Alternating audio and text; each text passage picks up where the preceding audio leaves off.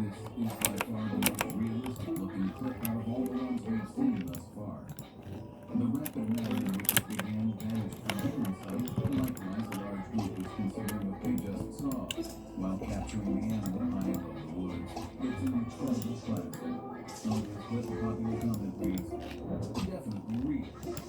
I met a guy 2 months ago who saw a Sasquatch in Canada last summer. He's an outdoor tour guide who's seen all sorts of bears. He said what he saw was in no way a bear or any animal he had ever seen. He showed 3 other people camping along a riverbank, and they saw it across the water. They all saw it and were so scared they just about picked up camp and floated downstream. One more sensitive take from this class would be the size correlation between this animal and the trees. It must be at least 9 feet tall, possibly even taller. Number 5. What's a wood catch? We have also witnessed a number of alleged captures and conditions of research. We have a second one. In the 2008 video, YouTuber Sasquatch Land faces stumbling through what appears to be a park or forest. It almost smells hard to tell. However, when he begins filming what he believes to be a Bigfoot sighting using his phone camera, he does so very shaky and warm. Shaking just to see the beast. The quality of the video makes it hard to tell what's actually happening. From our insight out of the relative multitude of clasps we've seen, this is the most impossible. Basically, from the design the alleged Bigfoot is moving in. It appears to be a man carrying a backpack and a walking stick. Number 4, Bigfoot college friends. We would all have gone to college or are currently enrolled. You would expect the same old thing would occur on your everyday premise. Indeed, that was until YouTuber James Tucker guaranteed he saw a Bigfoot locating on his school grounds. Let's observe.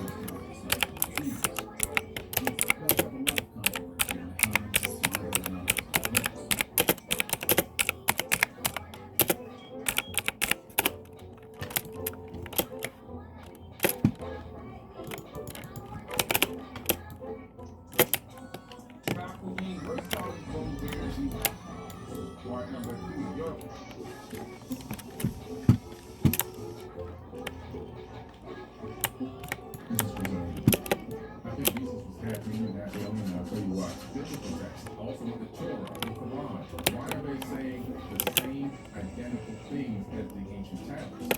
Billy Carson has just dropped a bombshell, claiming Jesus was actually an alien, leaving everyone in shock. According to Carson, Jesus' miracles were advanced extraterrestrial technology. He further revealed that Jesus' resurrection and ascension were alien interventions, not divine acts. What other crazy revelations does Carson have in store about the true origins of Jesus?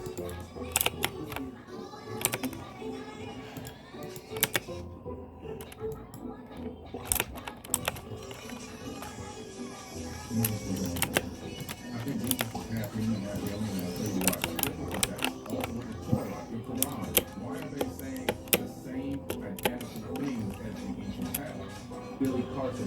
dropped a bombshell, claiming Jesus was actually an alien, leaving everyone in shock. According to Carson, Jesus' miracles were advanced extraterrestrial technology. He further revealed that Jesus' resurrection and ascension were alien interventions, not divine attacks. What other crazy revelations does Carson have in store about the true origins of Jesus? Who is Jesus according to Carson? Billy Carson presents a provocative and unconventional view of Jesus Christ, challenging traditional religious narratives. According to Carson, Jesus, or Yeshua, was a figure of immense spiritual power and wisdom, whose true history and teachings have been significantly altered or suppressed over the centuries. This interpretation spans from the origins of Jesus' name to his travels and spiritual education, drawing from various apocryphal texts and historical accounts. He was originally Isus, and that name Isus means hail Zeus. Okay? So you call him Zeus when you say Jesus. Carson begins by discussing the etymology of Jesus' name, highlighting that the letter J is a relatively recent addition to the alphabet. Therefore, the original name was Isis, which translates to Hail Zeus in Greek. Carson suggests that when people say Jesus, they are inadvertently invoking the Greek god Zeus. However, he clarifies that Jesus' real name is Yeshua. This distinction is significant because it shifts the understanding of Jesus' identity and cultural context. But what's the widely held belief about the origin of Jesus' name? Turns out, it's pretty similar to what Carson said. The name Jesus has a long history that stretches back many centuries. It comes from the Hebrew name Yeshua, which means salvation, or the Lord saves. Yeshua was a common name during the time when Jesus was born. In Hebrew, names often have special meanings. Yeshua, or Joshua in English, was a name that showed hope and faith in God's power to save his people. When Jesus was born, his parents, Mary and Joseph, were told by an angel to name him Yeshua because he would save his people from their sins. As time passed, the name Yeshua was translated into different languages. When the Old Testament was translated into Greek, the name Yeshua became Isus. Greek was a common language during the time of the New Testament, so this form of the name was widely used. Later, when the Bible was translated into Latin, the name Jesus became Jesus.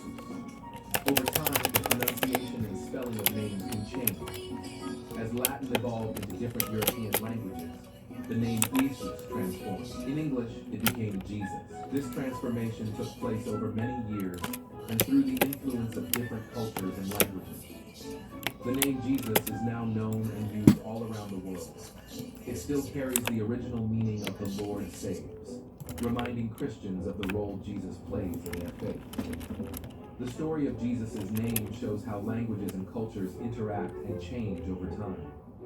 That's not all Billy dove into. This guy even claims to know all the countries traveled to during his lifetime. When Jesus disappeared from the Bible, he actually ends up in Egypt. Okay? You can find this information in the book that was kept out of the biblical text called the Gospel of the Holy 12. Here, Carson delves into the so-called lost years of Jesus, the period between his childhood and the beginning of his public ministry. According to Carson, during these years, Jesus traveled to Egypt to learn the Egyptian mysteries. This information, Carson asserts, is documented in the Gospel of the Holy 12, an apocryphal text excluded from the canonical Bible. Carson has personally visited Egypt and identified the house where Jesus supposedly lived and studied, now a revered site visited by pilgrims. In Egypt, Jesus was taught by Thoth, the Atlantean priest king. Thoth is credited with founding many spiritual and mystical traditions in ancient Egypt. Carson argues that this education in Egypt provided Jesus with the profound knowledge and spiritual practices that later characterized his teachings. Thoth was highly respected for his wisdom in areas like writing, maths, astronomy, and spiritual practices. He taught about Ma, which stands for truth, balance, and order in the universe. These ideas were crucial in Egyptian culture and spiritual. Picks him up at the age of 32, I called my son out of Egypt. He shows up on the back of a donkey and hands himself to be used.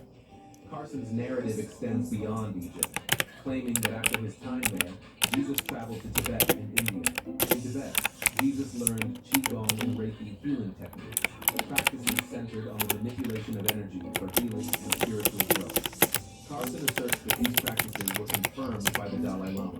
Sounds a bit weird, right? Jesus learning Reiki? Reiki is a practice that focuses on healing and relaxation. It comes from Japan and uses gentle touch or near touch to help people feel better. The word Reiki means universal light energy in Japanese. The idea is that this energy flows through all living things and can be used to heal and bring balance. During a Reiki session, a practitioner places their hands lightly on or just above the person receiving treatment. They believe this helps the energy flow into the body to promote healing. The touch is usually gentle and can feel warm